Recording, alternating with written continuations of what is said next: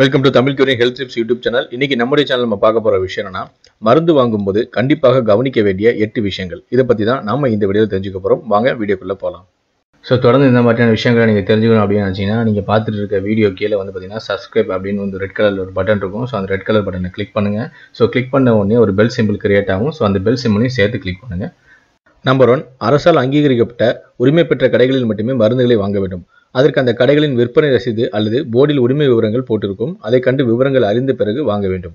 இரண்டாவது, மருந்துகள் வாங்கியதும் அதற்கான விற்பனை ரசீதை கேட்டு வாங்குங்கள்.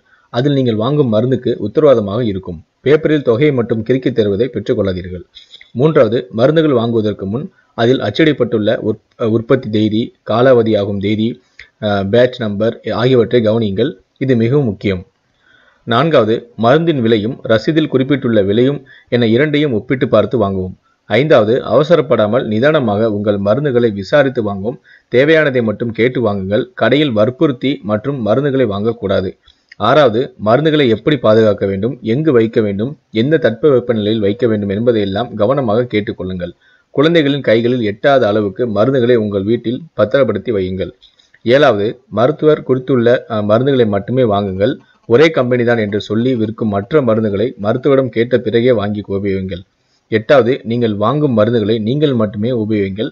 அதே போன்ற பிரச்சனை உள்ளது என்று நீங்கள் யாருக்கும் அந்த மருந்துகளை கொடுக்காதீர்கள். அது சில சமயங்களில் ஆபத்தில் முடியலாம். ஸோ இந்த ஹெல்த் டிப்ஸ் உங்களுக்கு பிடித்திருந்தால் இந்த வீடியோக்கு ஒரு லைக் கொடுங்க. மேலும் இது போல ஹெல்த் சம்பந்தமான விஷயங்களை பற்றி நீங்கள் தெரிஞ்சுக்கணும்னு நினைச்சீங்கன்னா மறக்காம என்ன சேனல் சப்ஸ்கிரைப் பண்ணுங்க. கூடவே அந்த பெல் சிம்லையும் மறக்காம கிளிக் பண்ணுங்க.